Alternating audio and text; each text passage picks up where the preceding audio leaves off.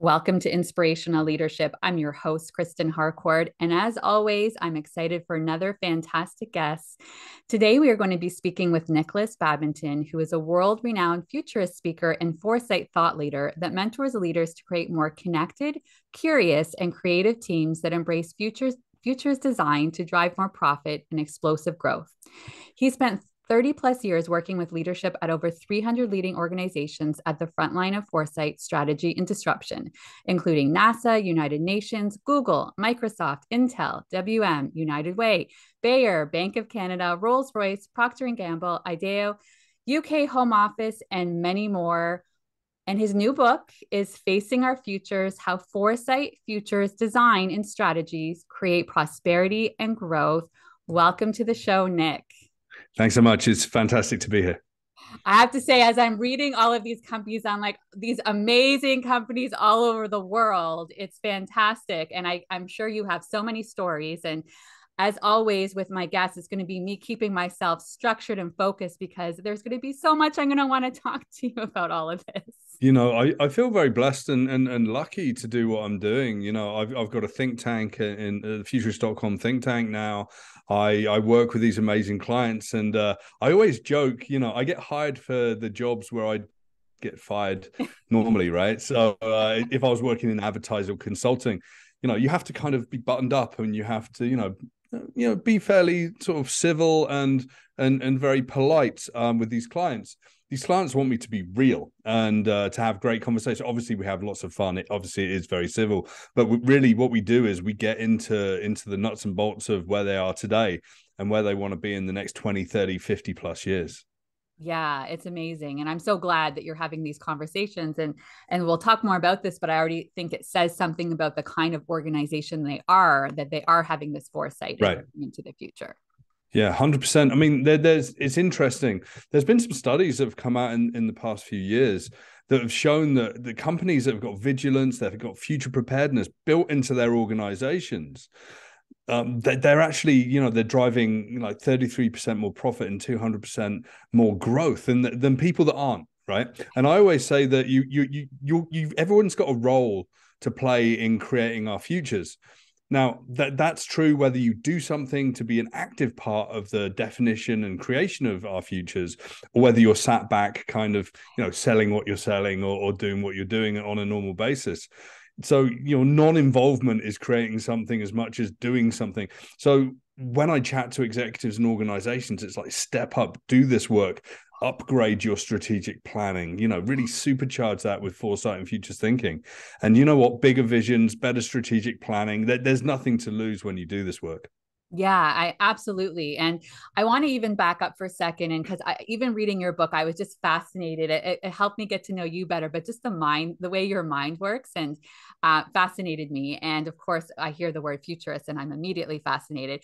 But Right. take me back to a little bit around your history and what got you into this work. And you can take me anywhere. You can take me back in childhood, you can take me back Yeah. in your career, but to help us understand a little bit and connect the dots around what got you so passionate about this work you're doing. So my father bought me a book at the age of 8 called The Osborne Book of the Future. And it's this book about the year in 2000 and beyond. And, we'd be living on the moon, under the sea. We'd all have wearable computing on our wrists. We kind of got that today. Robots at home, flying cars, the Hyperloop, which is actually an older idea from the 70s, even though we're still talking about that now. And it just made me really get excited about technology and science fiction and all that good stuff. Fast forward, went to university. I was really into computers as I was a kid as well. I went to university, did applied psychology computing, like focused on things like chaos theory, complexity theory, organizational psychology, but also, a very sort of a new discipline of artificial intelligence, which has kind of carried me through nicely. And I spent most of my, 25 plus years prior to focusing on futures work, to really work in data, building out infrastructure, behavioral targeting, getting into the psychology of consumers. And the last, 10 or so years, I've been focused purely on futures work. And what's interesting, the clients that you listed off and lots of others, they come to me and they say, hey, we see what you're doing and it's interesting to us. Can you help us sort of open our minds in a way, become more curious? And I've got clients I've been working with for several years at this point, continually advising projects, doing keynotes, doing some speculative fiction, design fiction work. And it's a real joy, because this is my left and right hand sides of my brain working together, to be scientific. How does the world work? And then how do we tell stories about our futures where it can work in a different way, right? Well, and I think that's what's so cool about you in that sweet spot, because sometimes I find people are too much on the left brain or too much on the right brain, and then they're Right. not bringing the two and integrating them. And I loved it because as you were talking about all of these things, I always felt the humanity lens to it as well. This podcast is all about humanizing work. And I think we Right. have to remember that both of those are happening. And when we start to think about, I wanted to look at it from two perspectives, because our podcast guests are, of course, leaders, but then we have, leaders, people managers, executives, and then we also have it from the HR and people and culture side. And when we think about looking out to the future, I think there's two vantage points, right? The individual level, and then when we look at the organizational level, and then of course Right. out into communities and things like that.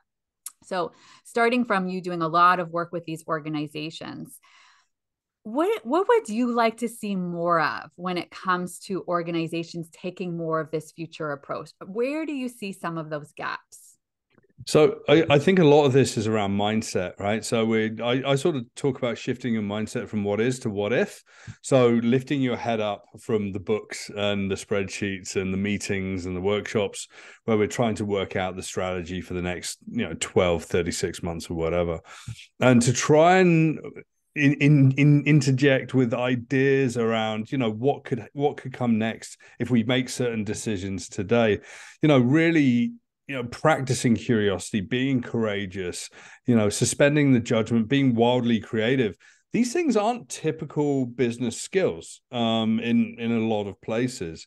So, really working with clients to consider, the role of places and people and systems and community and inputs, outputs, transformations, but the feeling of how our futures are going to manifest themselves, a future, enough horizon, 2040 and beyond, that it doesn't seem so close that we can, work out how everything works.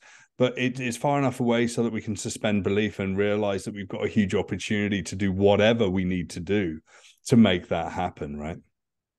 Yeah. And so I love that. And then when you think about the individual level, and you started to get into this, of course, when you're talking about mindset, because you were talking in the book two different things around beliefs as well. And, the human aspect around, yeah, there's positives. And then, as humans, how we can sometimes get in our own way as well.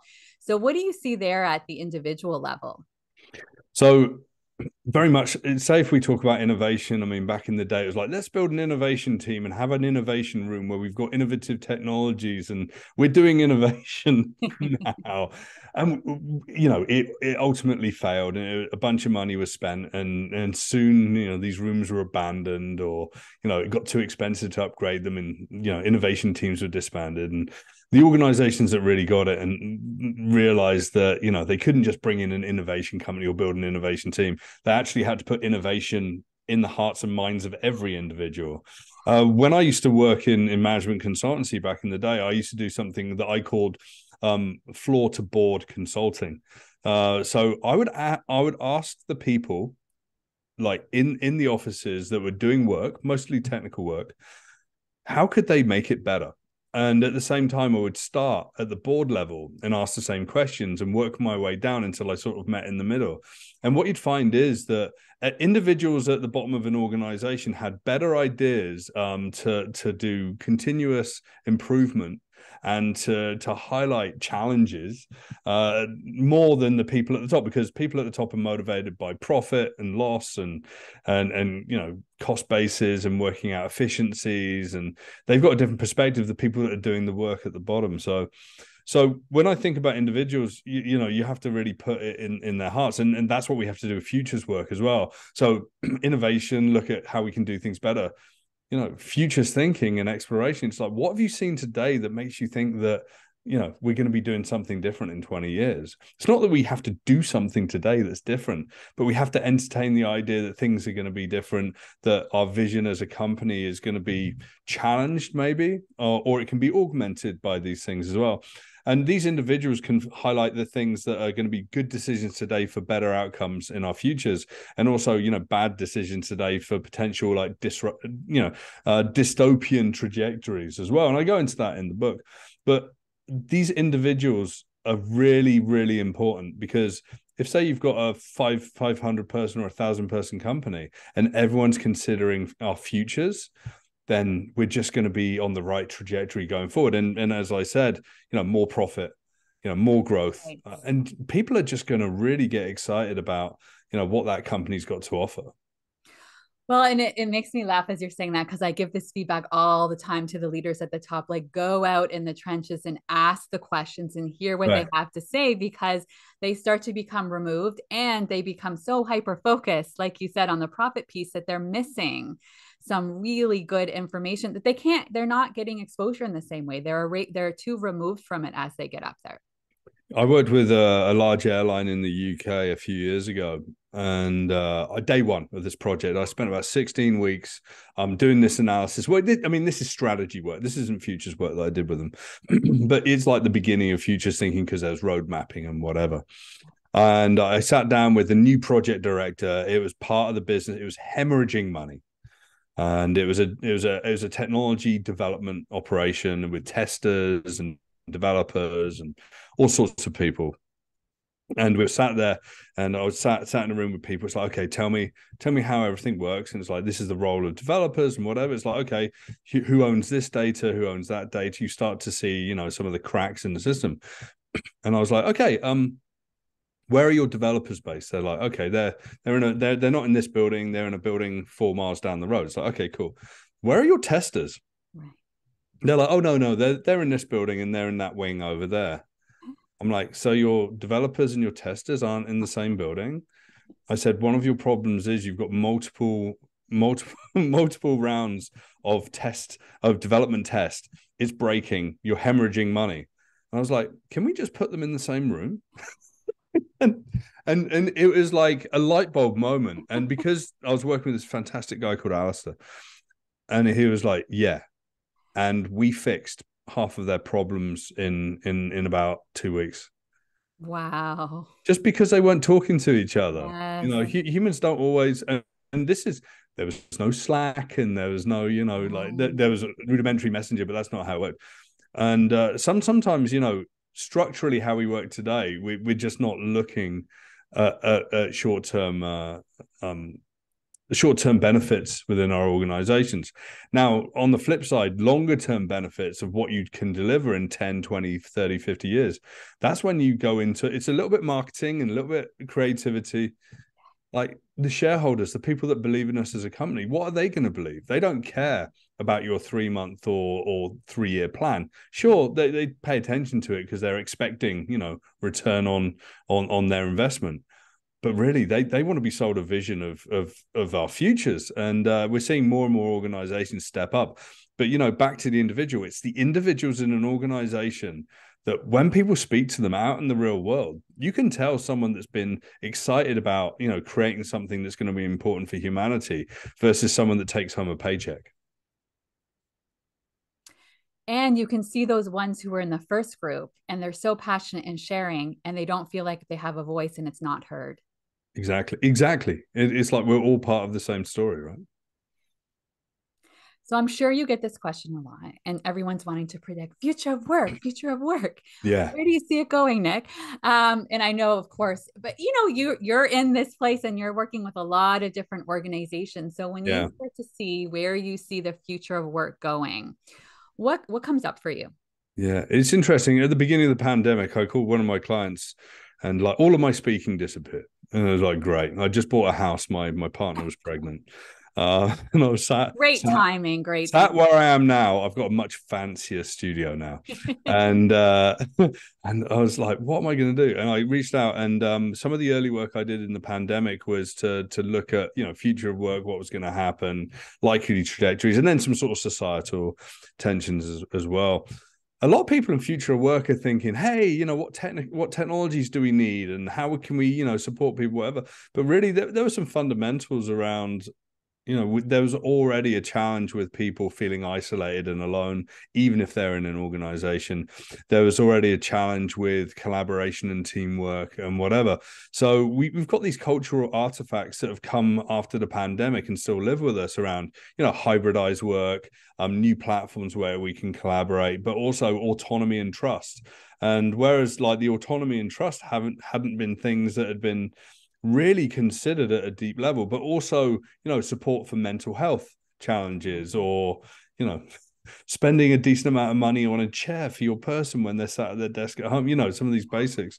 So it's interesting. The future work, some people be like the metaverse and this platform, virtual gatherings, and it's, technologies come and go and moments pass, and it comes back down to, what do we need to do to work together? How can we be respectful of each other's space? In terms of dragging someone through like 8 Zoom meetings in a day is going to just kill their brain.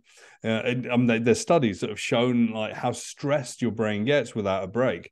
How can you sort of balance things out? The future of work is very much like it always used to be, but we've now got this added problem of people are isolated, and some people like that, but we still have to take care of everyone in a much different way. And I work with some very large companies, and they put in like policies around, people that were living at home on their own, and what they needed in support was different. How you can actually create, togetherness, how you can create trust. I think trust has been wildly under considered with regards to the future of work. And also, knowing what we're doing, productivity is kind of a misnomer. It's like, it's made us more productive. It's like, we just seemingly productive because we're just doing more and more hours. We don't know when it's work time and when it's home time, because home and work are in the same place, right? So, I am excited about new ways of working. Mm-hmm. And I'm excited about things like 3-2 rhythm. So like, three days in the office and 2 days at home. 3 days in the office to be collaborative and to design and be strategic, to do futures work potentially, and 2 days at home to do, writing up and doing, sort of the graft that you can do on your own. That's where it gets really interesting to me, right? Yeah, it's been so interesting. I talk a lot about the pandemic, how there's a silver lining, right? There are things where I can't tell you how many organizations I would talk to before. No, people can't work from home. I don't trust them. They're going to do laundry and errands all day. The list would go on, which immediately I would go to, okay, so lack of trust. Like, listen, they could be scrolling on Facebook when they're at work. Doesn't mean that they're doing work. That's right. So it was so interesting when that started to be dismissed, and recognizing that that's not actually true. I think what you're saying around the mental health piece is incredibly important, because those lines have been blurred. I talk all the time about the boundaries piece, because what happens is we've got lots of challenges with burnout, because people are, not only do they on their own are feeling like they need to be available all the time, but there is expectations from the organization constantly being available. And to speak to what you're saying in terms of creativity and innovation, burnt out people they're not going to have the resources available to be tapping into innovation and creativity. And so I see so many, and that's what I loved about your book too, because when you start to look in the futures, I think sometimes I was talking to a client the other day, and they're like, I don't even want to think about the future or my kids, and because it's done for them, like it's all bad, it's doom and gloom. I'm like, really? Like, I see it so differently. And it doesn't mean that as an optimist, I'm not being a realist. Of course, Right. we can. But I loved that you were approaching it like there's lots of great things and possibilities that are here as well, and opportunities to make some very profound changes as well. When I chat to clients, I'm always asked, can you do a motivational keynote, positive future? It's like, sure. I'm a realist as well, so we have to frame it. We have to frame our opportunity, and we're I generally start keynotes by saying, we're 300 years into an industrial revolution, we're on life support, and that generally wakes the room up, and it's like, what's going on? It's like we're constantly upgrading the systems around me, working out how to keep the lights on, how water, energy, food, and waste, and all of these things before we even get to work. And but I also remind them that futurists can help you frame opportunities in a completely different way. And that ultimately, futurists are hope engineers. And that sort of resonates with people, and they start realizing that, you have to have a hope that things are going to get better. I'm a father of a 2.5-year-old, and people ask me, it's like, as a futurist, how has he inspired your work? It's like, well, I hope he's going to be part of the solution in our futures. He's also like the person that I need to look out for, because, in 50 years' time, and when he's 52, very similar age to I am now, I'm going to be gone, and he's going to be left with a planet that's going to be either thriving or desperately trying to survive, right? So it sort of frames things and adds an urgency. I tend to also lean into some some indigenous thinking as well. The Iroquois had this idea of the seventh generation thinking. What you do today resonates through, the next 500 plus years. So choose wisely, right? So I sort of remind clients about that. And when we talk about sustainability beyond ESG and the games that are played around that, we really have to think about, way beyond our lifetimes and even beyond the lifetimes of our children, how we can create a better world today that's going to still be here in hundreds of years' time. Yeah, and that reminds me when it comes to like future consciousness, and then when you were talking about when you were speaking with organizations in terms of making moral, ethical, conscious decisions, there's going to be leaders that are listening to this right now, and it's an opportunity for them to take a step back and make more sustainable decisions.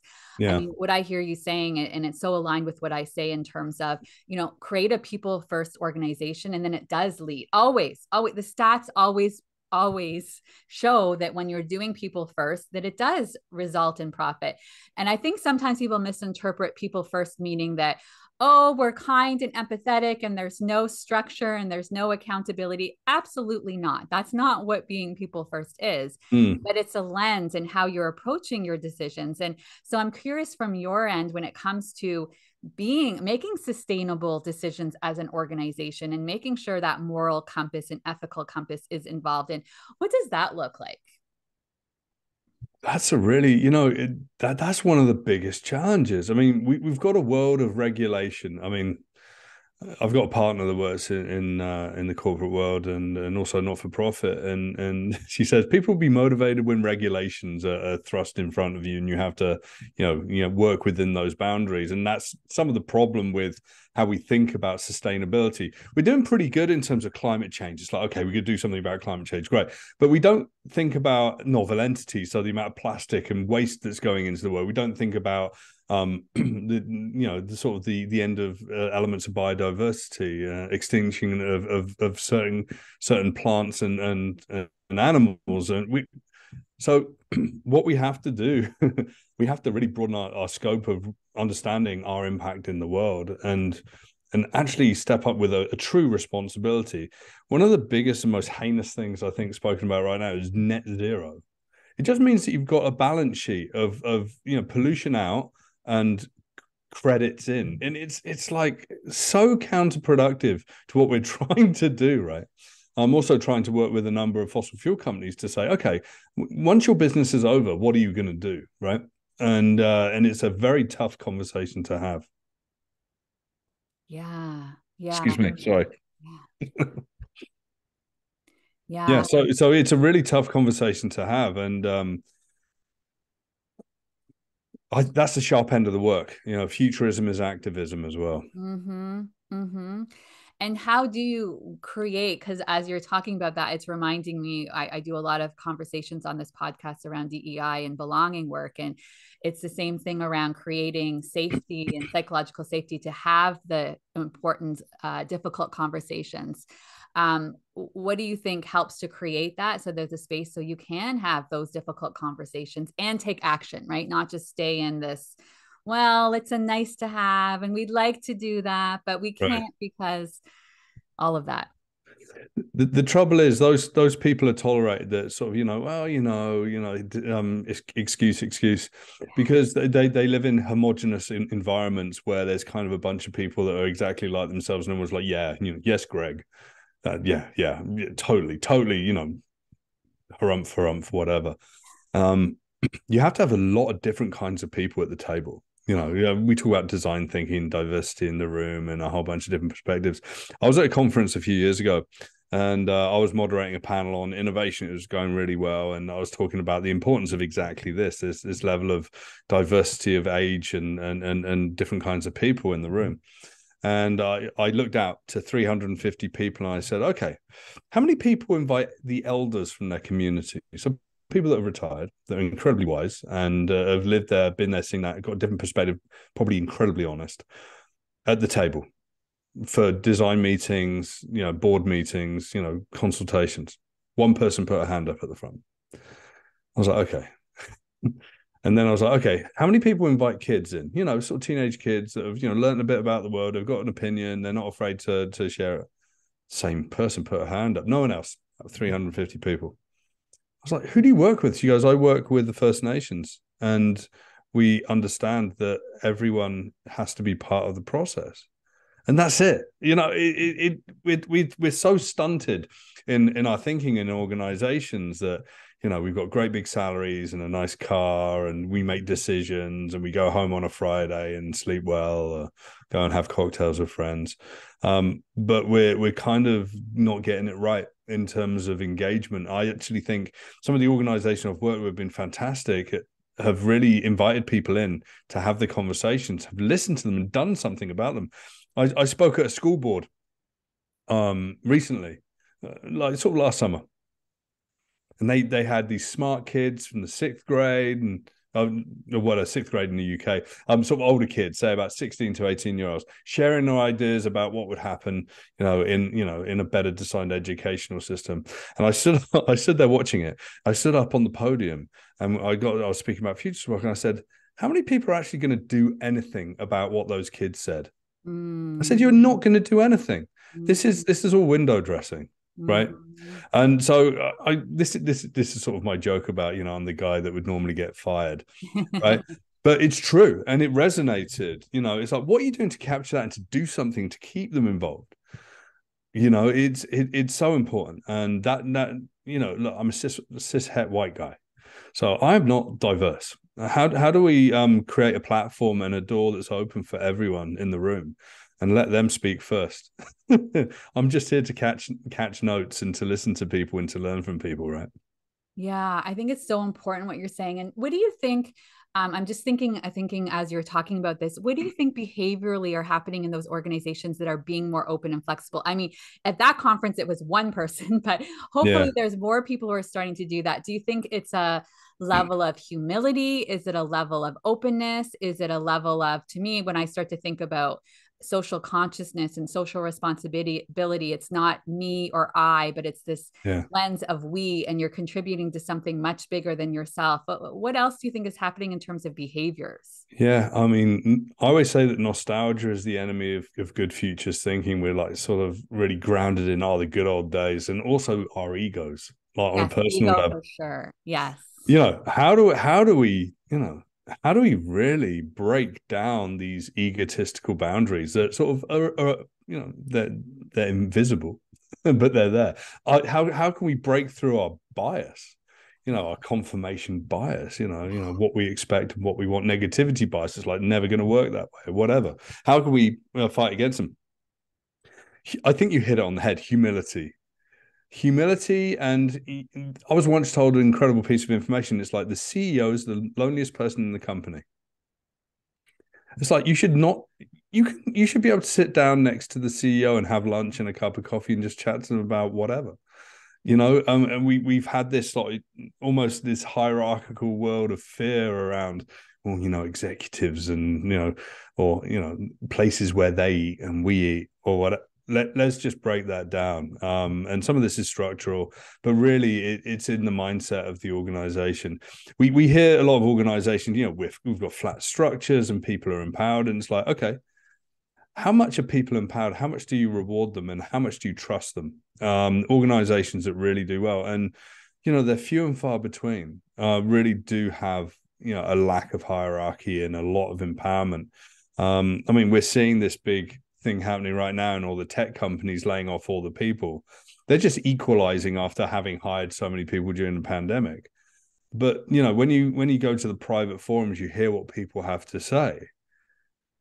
they weren't trusted. The organization was saying that they were good and open, egalitarian, and they're not. So it's interesting to sort of see that what's promised on the surface, and we're a family, is sort of very different inside, and it's like literally nose to the grindstone. How can we sell more widgets? Yeah, and it feels like when I'm always someone who's like solutions and what do we do to change this? And Right. I feel like it's everyone has to do their own work. Like they have to figure out like their inner work and understand how ego is operating and what it looks like. Because I think at our core, we all have that level of compassion and want to connect Right. human to human, but we have to strip away some of that conditioning and persona, and to use Brene Brown's where she'd say armor up, like all of that kind of stuff that's actually to the detriment of our planet, to Yeah. our organizations, and really to all of humanity. Yeah, I mean, multi-generational trauma is Yes. probably the largest challenge that we have in the world. I've done tons of work around it personally. Yeah. I'm part of a group that we support each other. We work with each other. I've got a life coach and a business coach that we still work on that part more than anything else, right? Rather than a business plan, we work on, those subconscious memories from when I was a kid and the challenges that I've got today, right? Yeah. Limiting beliefs and otherwise. And that's really, really important. I would love to see more organizations actively addressing mental health challenges. Again, back to the beginning of the pandemic, that was one of the big outcomes from this futures work that I did with this one client. 166, 180,000 employees worldwide, and it was like, you know what? Everything's going to stem from the mental wellness of that individual being able to perform their duties, right? Yeah, because when you think of the mental well-being, like ultimately with what I hear you saying, I also have multiple coaches for that reason, doing all this somatic, because I think generational. I even know, parents who are Germany and Poland, and during the war, I can feel like there's stuff, there's residue for that. Yeah, But for sure. right. And then from the mental health perspective, and you spoke to little things, quite a few things around this too, in terms of technology, that technology is good and technology also has a dark side, right? And that dark side with you being on 24/7, that people are not getting that same time in nature and stillness and away where they can connect from themselves and hear that voice and all of this kind of stuff, that if you don't, again, organizations creating space to do this, and at the individual level, investing in themselves in that way to be able Right. to, like, they deserve it. And so I hear you saying, and thank you for sharing, because there might be another person hearing this podcast through hearing you share that, Nick, is like, oh, if Nick does that, and if he works with a coach and he's doing his work, and maybe I can do that. It's almost like, because there's a level of permission that it's okay to get help with all of the mental health. You're not supposed to go at it alone. Yeah, and anxiety and pressure are not fuel for creativity in Right. good business. And that's sort of a misnomer. It's like, my pain delivers inspiration. It's like Right. great if you're a musician and great songs and whatever. But you know what? Those people, once they've gone through the work and they come out the other side, alleviated from the challenges and the memories that they've had that they've been carrying around for so long, and they realize that actually, things get supercharged. We could do an entire other conversation about just that kind of stuff. Yeah, yeah, you're right. I'm just even thinking of some of those singers who said they stopped drinking alcohol and they actually got access to so much creativity, and they thought Right. they needed to get it from there. And it's actually like, no, when they were taking care of themselves, they were able to tap into a whole other part of themselves. Exactly right. Yeah. I knew that we would have so much to talk about, but as we start to wrap up, Nikolas, I'd love to give you an opportunity to share whatever is showing up for you in terms of final thoughts. Showing up, final thoughts. I mean, futurism is activism. Like we really have to stand up and have a voice. We live in a world of good information, misinformation, and everything in between. We live in a world where there are difficult people to deal with, and we should listen to them. We don't need to bargain with them. Listen to them, like take it on board, work out the tensions, and then just ask them if they're okay. And then it's always good to say, what are your hopes for the next 20 to 30 years, because it's interesting, once you start pushing out those horizons, people start to really suspend their current beliefs, and they try and work out what they want to be, they almost regress a little bit. And I think, that's a nice little final thought. Be an activist, listen to people, and maybe change their mind a little bit through their own consideration of our futures. Such good advice. Where can people learn more about you? And of course, your book that has just launched. Yeah. So Facing Our Futures, you can look for that in all of the good bookstores, independent bookstores first, obviously. You can find that online in most places. So do go and check that out. I'd love for you to read it. You can go to nikolasbadminton.com. You can go to futurist.com, which is where me and the think tank that I work with are. Lots of articles, lots of videos, lots of good stuff to see. I'm all over the internet, so YouTube and Twitter, a little bit less so on Twitter these days. I'm very active on LinkedIn. Follow me on LinkedIn, get involved in the conversations. There's a lovely little community brewing there. Nice. Nick, thank you so much for being here today. Thank you. Thanks. I've really enjoyed the conversation. Me too. And I will have all additional information on Nick in the show notes. He would love to hear from you. As always, I love to hear from you too. Reach out on LinkedIn or all of the socials and follow us on Inspirational Leadership on the website, KristenHarcourt.com. And wherever you are in the world, I'm saying good morning, good afternoon, good evening, sending tons of love. Bye-bye.